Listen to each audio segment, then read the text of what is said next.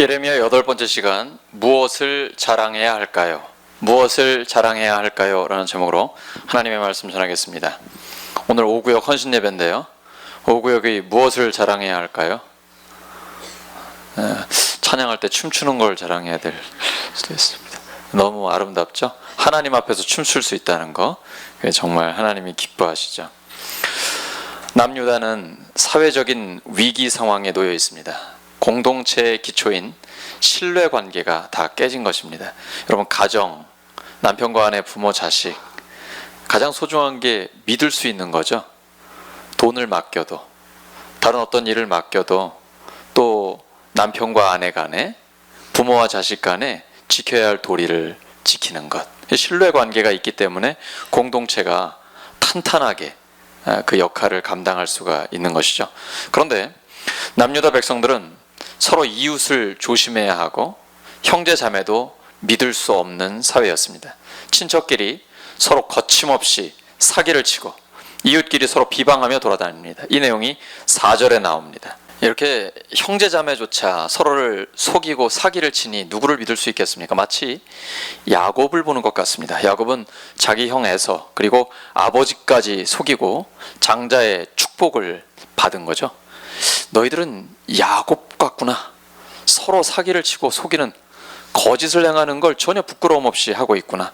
배신자의 무리요, 백성들은 모두 간음하는 자들이었습니다. 여기서 간음이란 영적으로 하나님께 간음하는 것도 되겠지만 실제 윤리적으로 남편과 아내 사이에 윤리적인 간음의 문제가 있는 것입니다. 그렇기 때문에 부부관계가 깨지고 가정이 파괴되고 사회 전체가 흔들리게 됐습니다. 그래서 예레미야는 그 백성 곁을 떠나서 광야로 가버리고 싶은 겁니다. 더 이상 이 백성들과 함께 있고 싶지 않은 거예요. 유다 백성들은 생수의 근원이 되시는 하나님을 버리고 자기 스스로 웅덩이를 팠습니다. 그런데 그것은 물을 가두지 못할 웅덩이였습니다. 예레미야 2장 13절입니다. 내 백성이 두 가지 악을 행하였나니 곧 그들이 생수의 근원되는 나를 버린 것과 스스로 웅덩이를 판 것인데 그것은 그 물을 가두지 못할 터진 웅덩이들이니라. 이게 죄입니다. 성경의 죄의 본질은 내가 하나님이 되는 겁니다. 내 뜻대로 내 마음대로 나 스스로 웅덩이를 파서 내 인생을 일궈나가는 거죠. 내 인생이니까 내 마음대로, 내 계획대로, 내 생각대로, 내 욕심대로 하겠다. 이것이 바로 아담이 저지른 죄고 모든 인간의 죄입니다. 유다도 마찬가지입니다. 유다 백성들은 하나님을 버렸습니다. 하나님을 사랑하고 이웃을 사랑하라는 그 뜻을 저버렸습니다. 결국 가정과 사회 공동체가 무너져 버리게 되었습니다. 우리들은 어떻게 해야 될까요? 우리의 공동체 무너지지 않았습니까? 가정 어떻습니까? 사회는요? 우리들은 공동체의 붕괴라는 심판을 막기 위해서 먼저 무너진 신뢰 관계를 회복해야 합니다. 이게 회복돼야 가정도 교회도 사회도 살아나게 됩니다. 교회를 볼까요? 목사가 성도를 믿지 못하고 성도가 목사를 믿지 못하고 성도가 서로 믿지 못한다 그러면 교회 오는 게 얼마나 불행할까요? 하나님의 교회인데, 예수님을 믿고 예수님의 제자로 살기를 소망하는 교회인데 교회에 와서조차도 서로가 서로를 믿지 못한다는 것 얼마나 가슴 아픈 일입니까? 그런데 우리 교회는 행복한 교회죠. 부여옥산 성결교회는 행복한 교회잖아요. 서로가 서로를 믿을 수 있기 때문이죠. 교회가, 가정이, 사회가 이 신뢰 관계를 회복해야 됩니다. 그래야 그 다음 일들을 이루어낼 수 있고요. 우리의 신뢰의 폭을 점점 더 넓혀가야 합니다. 유다 백성들은 하나님을 버렸습니다. 그럼에도 불구하고 하나님께서는 그들을 버리지 않으셨습니다. 예레미야를 통해 하나님의 말씀을 주셨습니다. 근데 그 말씀이 곡하라는 겁니다. 다 망했다는 겁니다. 19절입니다. 예레미야 9장 19절. 이는 시온에서 통곡하는 소리가 들리기를 우리가 아주 망하였구나. 우리가 크게 부끄러움을 당하였구나. 우리가 그 땅을 떠난 것은 그들이 우리 거처를 헐었음이로다 함이로다. 이런 말 누가 듣고 싶어요? 우리나라 잘 될 거야, 다 좋아질 거야 라는 말을 듣고 싶지, 우리나라 망했다 이런 말 누가 듣고 싶어요? 근데 예레미야는 아무도 듣지 못하는 말, 어쩌면 아무도 듣고 싶어 하지 않는 그 말을, 하나님의 말씀을 들은 거예요. 그리고 그 말을 들으려고 주님 앞에 몸부림치는 거예요. 그래야만 백성들에게 현실을 직시할 수 있게 하고 미래를 준비할 수 있게 하거든요. 이제 유다 백성들 하나님 앞에 범죄했기 때문에 바벨론에 포로로 끌려가게 됩니다. 예레미야는 그걸 알고 있기 때문에 우리가 이미 망했다, 곧 망하게 된다라는 걸 알고 있기 때문에 그 말씀을 선포하는 겁니다. 유다 백성들은 하나님을 버렸지만 하나님은 버리지 않으셨어요. 예레미야라는 한 사람을 세워서 하나님의 음성을 듣게 했습니다. 우리가 그 사람이 되기를 소망합니다. 아무도 듣지 못할 때, 아무도 듣고 싶어 하지 않을 때 그 듣기 싫은 소리를 듣기를 원합니다. 하나님의 말씀을 듣고 현실을 정확하게 판단하고 나 자신의 상황을, 나의 병을, 내가 어디가 아픈지 무엇이 문제인지 정확하게 진단하고 그리고 그것을 고침받기를 소망합니다. 여러분, 하나님 말씀을 보면, 하나님 말씀을 읽으면 나의 문제가 드러나나요? 여러분의 문제가 드러납니까? 그러면 하나님 말씀을 잘 들으신 겁니다. 잘 보시고 읽으신 겁니다. 저는 무섭습니다. 제가 설교를 준비할 때마다 저의 문제가 드러나기 때문입니다. 이거 내 문제구나, 내가 이렇구나 라는 걸 알게 되기 때문입니다. 그래서 하나님의 말씀에 능력이 있는 겁니다. 하나님의 말씀은 살아있고 운동력이 있어 좌우의 날선 어떤 것보다도 예리하여 우리의 골수를 쪼갭니다. 우리의 죄악을 드러나게 합니다. 수술시켜주시는 겁니다. 그래서 건강하게 하나님의 사람으로 회복시켜주기를 하나님은 원하시기 때문입니다. 하나님 말씀 들을 때 가슴이 아픕니까? 나의 문제가 드러납니까? 행복한 겁니다. 하나님이 우리를 살피고 우리를 살리고 계신 그런 하나님의 역사가 우리의 삶에 일어나고 있기 때문입니다. 지금 이 일이 일어나기 전에, 이런 아픔이 일어나기 전에 정신 바짝 차려야 합니다. 예레미야는 하나님의 음성을 먼저 들었기 때문에, 또 사람들의 고통 소리를 듣고 있기 때문에 하나님의 말씀을 담대하게 외치고 있습니다. 예언자는 아무도 듣지 못할 때 그 말씀 들어야 합니다. 그리고 백성들의 울부짖는 소리를 들을 수 있어야 됩니다. 예언자는 말하는 자이기 이전에 듣는 자이어야 합니다. 하나님의 사람들 마찬가지입니다. 우리는 말하기 이전에 들어야 합니다. 먼저 하나님의 음성을 들어야 하고 백성들의 고통과 신음소리를 들을 수 있어야 합니다. 제가 옥산교회에 와서 안타까운 것이 우리 성도들의 마음을 얼마나 읽고 있는가, 그 마음 아파하는 것을 얼마나 제가 보고 느끼고 있는가, 그 부분에 제가 자신이 없어요. 농사의 농자도 몰라요. 제가 제 공부하기도 너무 분주한 거에 시간이 없고 늘 부족함을 느껴요. 그래서 제가 짓는 농사라고는 상추씨 뿌리는 것밖에 없어요. 근데 신기한 게 있습니다. 제가 한 거는 씨 뿌린 거, 제 아내가 뭐 할 때 당신 이거 한번 뿌려봐, 좀 체험 학습을 해야 될 거 아니야, 그래가지고 이렇게 뿌리긴 뿌렸는데 깜짝 놀랄 일이 거의 막 나무처럼 올라와요, 상추 하나가. 그래서 거의 날마다 먹을 수 있는 거, 너무 맛있고 싱싱하고요. 신기하죠? 여러분이 하시는 일이 얼마나 복이 있고 많은 사람들에게 먹거리를 제공하는 것, 하나님의 일입니다. 여러분이 그것을 건강하게 키우셔서 국민들에게 건강하게 공급하시는 것, 이게 하나님이 우리에게 맡겨주신 일이거든요. 저는 그거 하면서 얼마나 힘드실까, 이 뙤약볕 속에, 그리고 이른 새벽부터 해지고 나서 저녁 늦게까지 일하시는 그 아픔, 그리고 힘든 몸을 이끌고 때로는 약을 먹으면서 그 일을 감당하는 그리고 그 피땀을 흘려 하나님 앞에 헌금을 드리는 그 정성, 하나님이 아시겠죠? 하나님이 그 마음을 얼마나 기쁘게 보시겠어요? 우리는 그걸 보는 거예요. 내가 피땀 흘려 벌어 하나님 앞에 드리는 이 헌금이 하나님의 영광을 위해 쓰임받게 해주세요. 가난하고 어려운 이웃들을 살리게 해주세요. 아직 주님을 모르고 하나님의 나라를 누리지 못하는 사람들에게 이 복음이 전해지게 해주세요. 우리의 간절한 기도 아닙니까? 예레미야는 백성들의 고통 소리, 그리고 하나님의 마음 아픈 거를 함께 듣고 있거든요. 그런데 아직도 정신 못 차리는 사람들이 있어요. 23절입니다. 유다 백성들 중에 이렇게 때를 읽지 못하는 사람이 있거든요. 깨닫지 못하는 사람. 지혜, 용맹, 부자. 그러면 우리는 이런 거 다 그냥 버려야 되겠네요. 지혜도 필요 없고 늘 겁쟁이로? 아니면 예수 믿는 사람이 무슨 부자야, 가난하게 청빈하게 살아야지, 전부 가난하게? 그럼 하나님의 일은 어떻게 할까요? 성경에 보시면요, 지혜, 용맹, 부자, 이거 다 하나님의 은혜와 복 중에 하나예요. 물론 예수님을 믿는다고 다 부자가 되는 건 아니에요. 그런 논리는 성경에 성립되지 않습니다. 그러나 지혜와 용맹, 부자는 가치가 있는 겁니다. 뭘 하지 말라는 거예요? 자랑하지 말라는 거예요. 거기에 자랑의 근거를 두지 말라는 거예요. 자랑하려면 오직 뭘 자랑해야 될까요? 우린 뭘 자랑해야 될까요? 24절입니다. 오늘의 주제죠. 24절 시작. 자랑하는 자는 이것으로 자랑할지니 곧 명철하여 나를 아는 것과 나 여호와는 사랑과 정의와 공의를 땅에 행하는 자인 줄 깨닫는 것이라. 나는 이 일을 기뻐하노라. 여호와의 말씀이니라. 아멘. 자랑하는 자는 이걸 자랑하는 겁니다. 누구를 아는 걸요?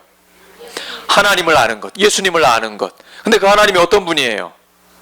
사랑과 정의와 공의를 어디서 행하실까요? 이 땅에서, 우리가 사는 땅에서예요. 근데 구약 성경에서 안다는 건 곧 그렇게 산다는 거예요. 다시 한번요. 구약 성경에서 알미란 곧 삶이에요. 그럼 내가 하나님을 안다, 사랑과 정의와 공의를 이 땅에서 행하는 하나님을 안다, 그 말은 나도 하나님처럼 그렇게 산다라는 거예요. 불쌍히 여기고 가난하고 어려운 이웃들을 긍휼히 여기고 공평하게 차별 없이 존중하고 그리고 공의롭게 하나님 앞에 살아가는 삶, 그것이 정말 하나님이 기뻐하시는 삶이에요. 하나님 앞에 하나님 부족하지만 하나님을 닮은 사람으로 살기를 원합니다. 주님 앞에 몸부림칩니다. 주여 저 도와주세요. 이렇게 기도하는 걸 하나님은 가장 기뻐하시는 거예요. 이게 우리의 자랑거리거든요. 지혜, 용맹, 부자, 이거 다 중요해요. 같이 있어요. 하나님의 영광을 위해 사는데 필요해요. 하지만 이건 자랑거리가 아니에요. 오직 자랑은 하나님이에요. 하나님을 아는 거예요. 그 하나님은 긍휼히 여기시고 공평하게 대하시고 공의롭게 대하셔요. 그 하나님을 닮아 살기를 원하는 것, 이걸 깨닫는 것, 이 깨달음, 이게 우리의 유일한 자랑거리거든요. 하나님 그 기뻐하신다고요. 예레미야 22장 15절 16절입니다. 함께 읽습니다. 시작. 내 아버지가 먹거나 마시지 아니하였으며 정의와 공의를 행하지 아니하였느냐? 그때 그가 형통하였었느니라. 그는 가난한 자와 궁핍한 자를 변호하고 형통하였나니 이것이 나를 알미 아니냐? 여호와의 말씀이니라. 지금 요시야 얘기예요. 요시야 왕이 정의와 공의를 행했다는, 그 아들에게 하는 말이거든요. 정의와 공의를 행하지 아니하였느냐? 그때 형통했다. 언제 형통했다고요? 정의와 공의를 행했을 때. 근데 그 정의와 공의를 뭐라고 표현해요? 가난한 자와 궁핍한 자를 변호하고 그리고 형통했다라는 얘기예요. 성경이 말씀하시는 정의, 공의라는 것은 가난한 자를 도와주는 거예요. 어려운 이웃을 불쌍히 여기고 구체적으로 돕는 거예요. 상한 갈대를 꺾지 않고 꺼져가는 등불을 끄지 않는 그 하나님의 마음을 갖고 살아가는 거예요. 근데 이게 본능적으로는 안 됩니다. 우리는 자꾸 약한 자를 억누르고 밟아버리려고 그래요. 그리고 나 혼자 잘 먹고 잘 살고 나를 자꾸 드러내려고 그래요. 나를 자랑하려고 그래요. 근데 이건 하나님의 마음이 아니에요. 하나님의 마음은 상한 갈대도 꺾지 않아요. 꺼져가는 등불도 끄지 않아요. 연세 들어서 힘없고 이제 나이 들어서 뭐 제대로 못한다고 무시하지 않아요. 가난하다고 모른 채 하지 않아요.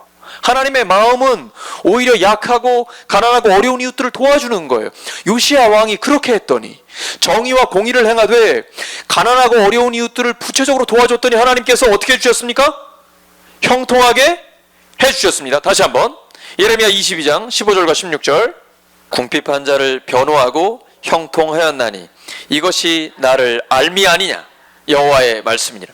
하나님을 안다, 나 교회 다닌다, 예수님을 믿는다 라고 하는 건 이렇게 사는 거예요. 가난하고 어려운 이웃들, 나보다 약하고 불쌍한 이웃들을 구체적으로 도와주는 거예요. 우리 교회 지금 그렇게 살고 있습니까? 긍휼히 여기고 공평하게 대하고 공의롭게 살고 있습니까? 하나님 앞에 끊임없이 여쭤봐야 돼요. 나를 돌아보아야 하는 겁니다. 하나님을 안다는 것은 구체적으로 가난하고 어려운 이웃을 돕는 것입니다. 그것이 바로 정의와 공의를 행하는 삶입니다. 그때에 하나님께서 우리를 형통하게 해주십니다. 하나님께서는 지혜와 용맹 그리고 부를 자랑하는 자는 물리치십니다. 하지만 하나님을 아는 것, 즉 사랑과 공의, 정의를 행하는 자를 기뻐하십니다. 하나님은 하나님이 원하시는 것을 행하는 사람을 기뻐합니다. 여러분, 우리 자녀들 양육하잖아요. 어떤 자식이 예뻐요? 어떤 자녀가 부모를 기쁘게 합니까? 부모님이 원하는 걸 하는 자녀예요. 자녀가 잘 되기 원하니까, 하나님의 뜻대로 바르게 살기를 원하니까 가르치잖아요. 그러면 그 가르침대로 하나님이 원하시는 대로 살 때에 하나님이 기뻐하시는 거예요. 내가 하나님을 기쁘게 해드리려면 하나님의 뜻대로 살아야 돼요. 그것은 가난하고 어려운 이웃들을 도와주는 거예요. 긍휼히 여기고 공평하게 대하고 공의롭게 살아가는 것입니다. 우리가 종교적으로 예배를 드리는 것보다 더 중요한 게 있어요. 하나님 뜻대로 사는 거예요. 예배 중에 예배는 주일 예배예요. 그런데 주중에 드리는 그 수많은 시간이 모두 다 예배가 되어야 합니다. 우리가 와서 이렇게 볼 때, 겉으로 볼 때 드려지는 아름다운 예배도 중요하지만 종교적인 예배보다 훨씬 더 중요한 것은 하나님의 뜻대로 사는 삶이에요. 성경은 이걸 복음에 합당한 삶이라고 합니다. 예수님께서 우리를 위해 죽으시고 부활하셨습니다. 부활하신 주님이 우리와 함께 하십니다. 이 땅에서 하시는 동안 차별 없이 사람을 존중하고 대가를 바라지 않고 도움을 베풀며 섬김을 받기보다는 섬기는 삶을 사셨어요. 이 땅에 우리도 그렇게 살기를 원하시는 거예요. 그때 하나님이 우리를 너무나 기뻐하십니다. 이러려면 예레미야는 이렇게 선포합니다. 26절입니다. 무릇 모든 민족은 할례를 받지 못하였고 이스라엘은 마음의 할례를 받지 못하였느니라 하셨느니라. 아멘. 할례라는 것은 하나님의 자녀라는 표시죠. 마음의 할례라는 건 뭐예요? 진짜 하나님의 자녀로서 하나님의 마음을 품는 거고 그 하나님의 뜻대로 살아가는 거예요. 구체적으로 가난하고 어려운 이웃들을 돕는 거예요. 언젠가 말씀드린 것처럼 저희 집에는 예쁜 지갑이 하나 있어요. 거기다 동전을 계속 모으고 있어요. 나중에 가난하고 어려운 이웃들을 위해서 교회에 헌금하려고 모으는 거예요. 그 다음 우리가 다 모으면 그걸 면사무소에 복지과에다 맡겨가지고 복지 사각지대에 있는 사람들에게 구체적인 도움을 주는 거죠. 작지만 실천하는 거예요. 그러면 우리도, 그리고 우리의 자녀들도 그걸 보고 함께 실천하는 거죠. 그래서 하나님의 사람으로 양육되는 겁니다. 마음의 할례를 받았다는 것은 마음이 예수님의 마음을 품는 거고 그 마음 품은 대로 살아가는 것입니다. 오늘 오구역이 하나님 앞에 헌신합니다. 너무 바쁜 한 주였을 것입니다. 청소도 하시고 식사 준비도 하시고 헌신 예배까지 이제 마무리해 왔습니다. 오구역이 하나님이 기뻐하시는 구역이 되려면 마음이 하나님의 마음이 되어야 합니다. 우리 모두도 마찬가지입니다. 하나님의 마음을 품고 가정에서, 우리의 일터에서, 교회에서 구체적으로 그 삶을 살아갈 때 하나님이 우리를 기뻐하시는 겁니다. 누가 보든 안 보든 묵묵히 하나님의 일을 감당하는 겁니다. 저는 우리 교회 성도님들이 너무나 자랑스럽습니다. 제가 보든 안 보든, 어떤 사람들이 보건 안 보건 은밀한 가운데 교회를 섬기고 또 은밀한 가운데 하나님의 일을 행하는 것 너무나 감사하고 하나님이 기뻐하시는 줄로 믿습니다. 묵묵히 은밀한 가운데 하나님의 일을 하실 때 하나님께서 갚아주시는 줄 믿습니다. 하나님이 기뻐하시기 때문입니다. 오늘 말씀 정리합니다. 우리는 무엇을 자랑해야 할까요? 오직 하나님을 자랑해야 합니다. 내가 하나님을 아는 것, 하나님을 안다는 것은 하나님의 뜻대로 사는 것입니다. 사랑과 정의와 공의, 긍휼히 여기고 불쌍히 여기는 거죠. 공평하게, 차별 없이 사람을 존중하고 공의롭게 하나님이 인정하는 바른 관계를 가지고 살아가는 삶, 하나님이 기뻐하시는 삶입니다. 이렇게 해서 하나님이 인정하시고 또 하나님께 영광 돌리는 우리 모두의 삶이 되기를 예수님의 이름으로 축원합니다.